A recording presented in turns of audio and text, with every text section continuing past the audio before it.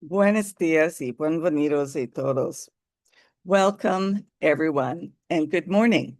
Welcome to a community dedicated to providing spiritual tools for living a happy and full life. My name is Karina Shearer, and I am the spiritual director and founding minister here at the Center for Spiritual Living, Puerto Vallarta. If you would like to join us for the live Zoom meeting, please contact me for the link and the password, or check our website, www.cslpv.org, and you'll find the link on the weekly talk section. Welcome to the new month of March. Today is March 1st, 2026, and we are starting a new topic theme for this month, which is what if? The topic for today is a world of pure imagination. So I'd like to once again truly welcome everyone, including those that are new to our teaching and to our center here in Vallarta, whether you are on the live Zoom call or watching the replay at a later time. Here we teach a philosophy that honors all faith traditions. So whatever path you are on, know that it is the right one for you. And no matter what your background is, please know everyone is welcomed and valued here. We teach the philosophy called the science of mind, which is a teaching based on new thought and ancient wisdom, where we offer spiritual tools and principles to promote personal growth. And we honor diversity in all aspects so that we can see and appreciate the great oneness that already exists everywhere and within everyone. When Dr. Ernest Holmes founded this teaching in the 1920s, he had studied both Eastern and Western spiritual texts in order to create the science of mind. When asked to provide a concise definition of the teaching, he had replied that it is a correlation of laws of science, opinions of philosophy, and revelations of religion applied to human needs and aspirations. So each week, we offer an inspirational message. We offer the Zoom meeting at 10 a.m. and meet Sundays in person at noon. We have a new location, and that is at the Living Room Bookstore and Cafe, and directions for that can be found on our website.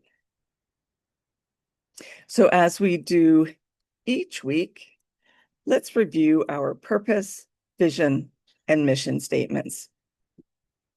We have a grand purpose here, and that is to awaken and celebrate diversity and to love and serve our community. We do this by means of our vision, creating the life you desire. And this is supported by our mission to provide spiritual tools for personal growth and transformation. And more on all of these can be found on their own drop-down page on our website as well.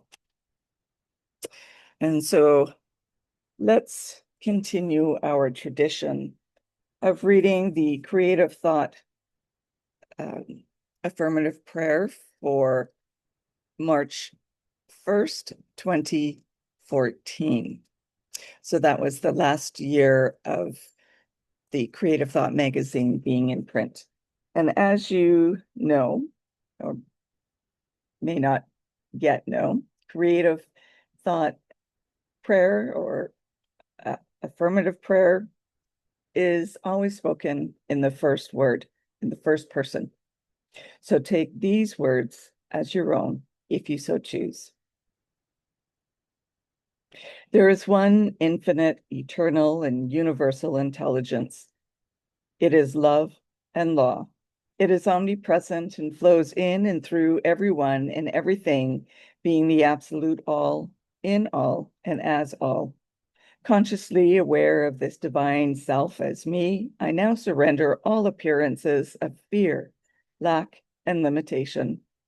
I look upon my life through spiritual eyes, and I see only the truth of my being, the radiant self-spirit as the presence in everything and everyone. So today, this very moment, and every moment forward, I open my heart and mind to the unconditional love of my God self. I radiate its life, love, light, and laughter, knowing that joy removes all that may seem fearful. Yes, I live with an inner assurance of being one with the one and only life, God, living in all the allness of God's peace. I see the face of God all around me. Therefore, I am safe wherever I am. Yes, life is a spiritual adventure, and I live it fully with enthusiasm and with so much gratitude that it is, has, and will always be so in the mind of God. In faith, trust, and truth, I let go and let God be God in me as me. And so it is.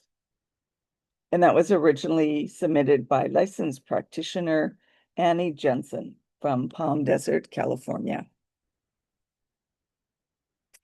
So, what if the world we dream is the world that we build? What kind of world would we build together if we truly believed anything was possible? Let's imagine boldly and co-create a world that does work for everyone. This is a quote from the Science of Mind magazine.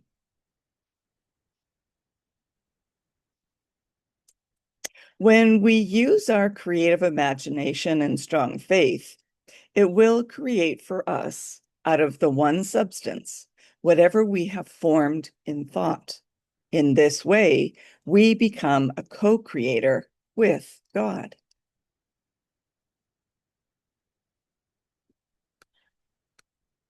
So creating a world that works for everyone is not only a big, hairy, audacious goal, but it's also the pinnacle goal of humanity. Imagine a world where all of our needs are met before we even knew we had the need. A world where we live with grace and ease. Imagine a world where everyone was seen and valued as a perfect expression of the divine, worthy of love and success and joy.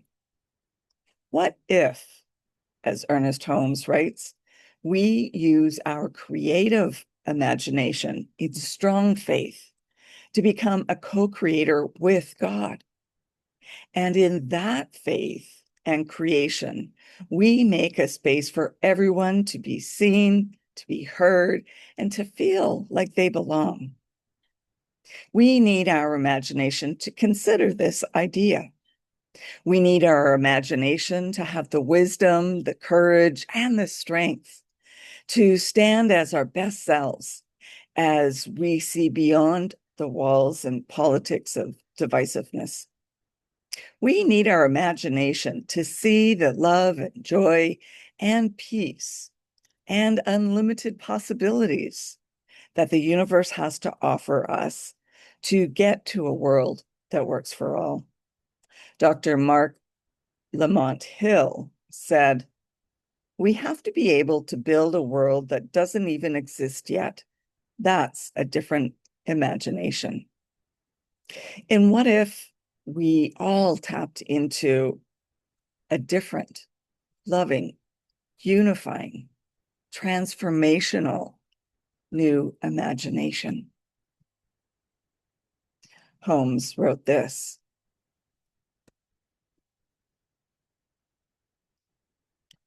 "If we would come to the universal wholeness, we must approach it through the law of its own nature. This means that we must give our undivided attention to the spiritual unity back of all things."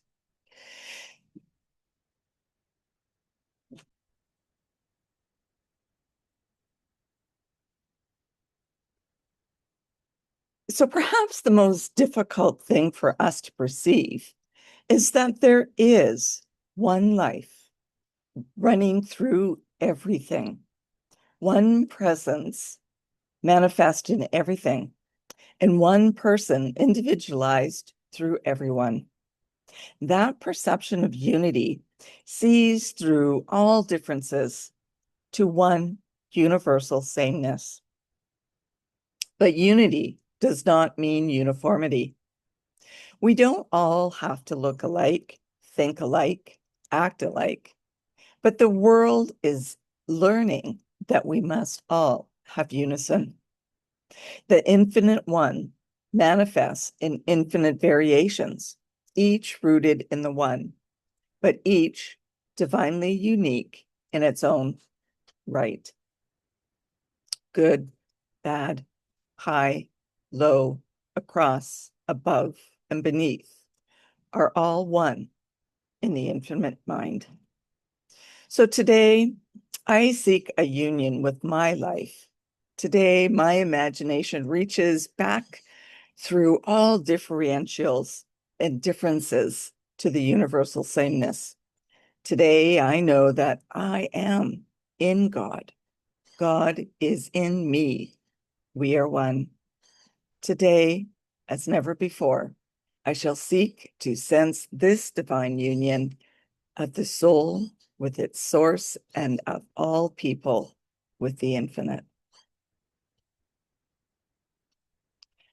So meditation, prayer, and affirmations are not escapes. They are blueprints for spiritual engineering. And when Dr. Holmes writes, we become co-creator with God, he is referring to an active, participatory spirituality. What if our practices are preparing us for reimagining justice? What if our spiritual altars were also design blueprints for equity, love, and belonging? We must return to the idea that imagining a better world is not activism or social or mysticism. It's both. A better world starts within each of us every day. In The Science of Mind, Ernest Holmes wrote this: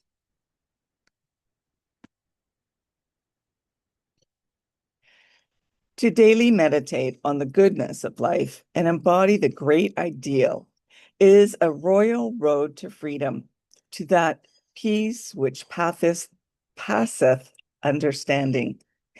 It is happiness to the soul of humankind. Let us learn to see as God sees. Let us seek the good and the true and believe in them with our own whole heart.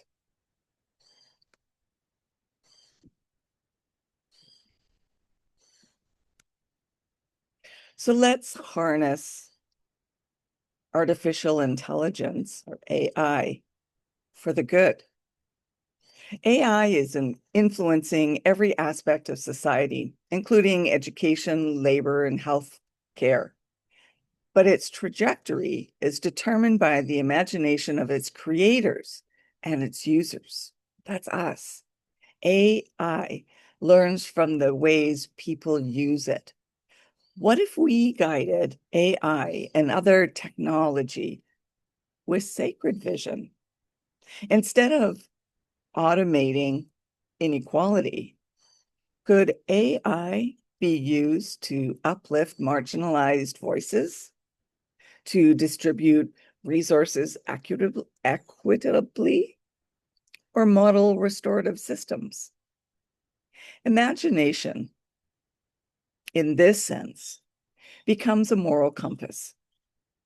Holmes reminds us that we must give undivided attention to the spiritual unity back of all things, and that includes algorithms. What spiritual and ethical imagination is needed to ensure that progress serves all? Thomas More wrote this: The more deeply our work stirs imagination and corresponds to images that lie there at the bedrock of identity and fate, the more it will have soul.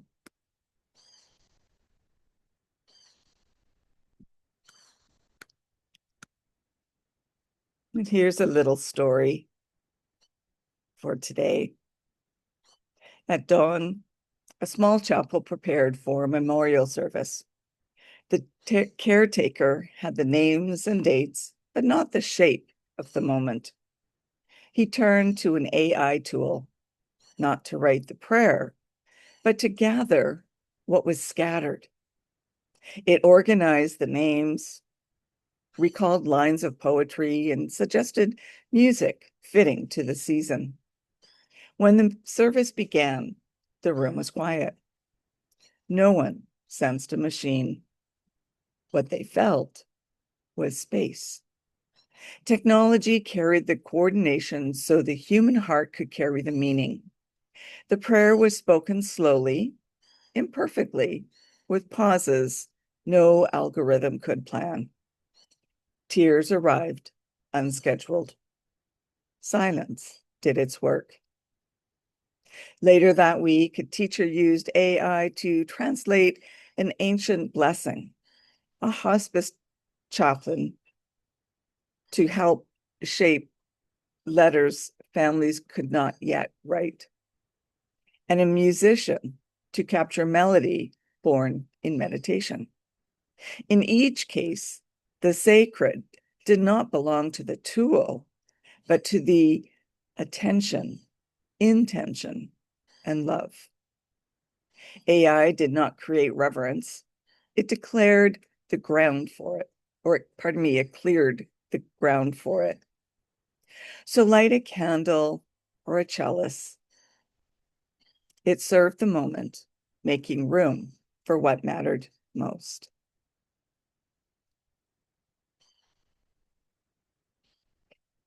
So AI can be used, if used properly, with the care and intention that it deserves in order to make it a useful tool to progress everything in the algorithms for a better world for all.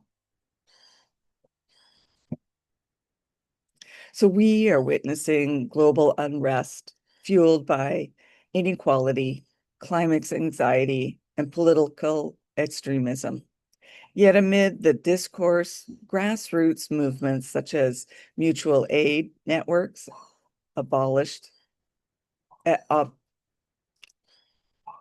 abolitionist organizations, and climate justice coalitions reminds us that the future is always being written.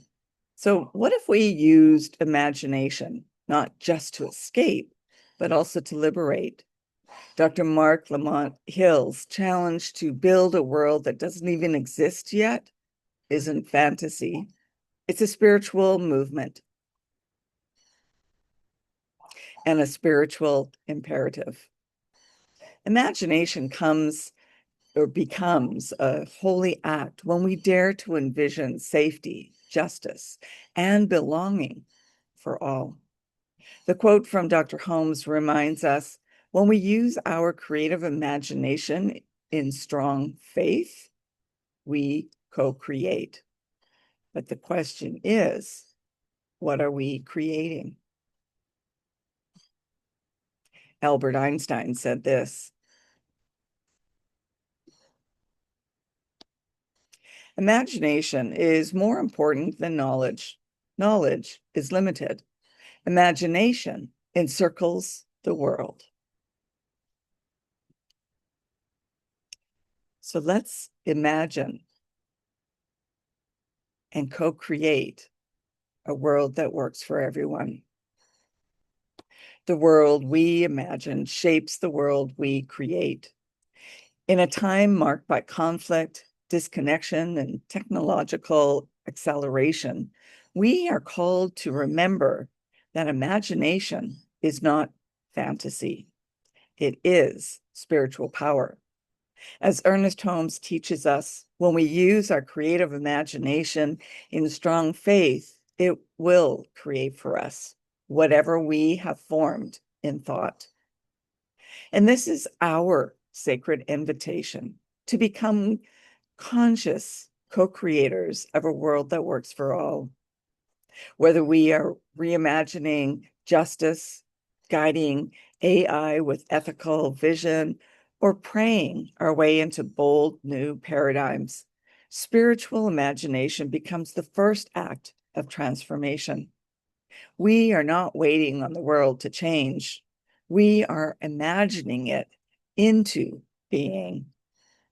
Let's stop using imagination to amplify fear and instead use it to birth liberation, healing, and holy possibility. This week, take time to journal about the world that you're hoping to imagine into being and ask yourself, where have I been using my imagination to dwell in fear, scarcity, and division? And what might shift if I begin imagining from love, wholeness, and divine possibility instead? Give your imagination a sacred assignment. Choose one area of the world that feels heavy, broken, or stuck, whether it be a global issue, a community concern, or on a personal challenge. And ask yourself this question: what if healing here were possible? What would it look like? And then take one small active action rooted in that vision. Your imagination is not separate from your spirituality. It's part of the divine toolkit. As you move through your day and through the week, pause and ask yourself, am I creating from fear or from faith? You don't have to fix the whole world, but this week you are invited to plant one seed of vision and water it with love. And I'll leave you with this final quote.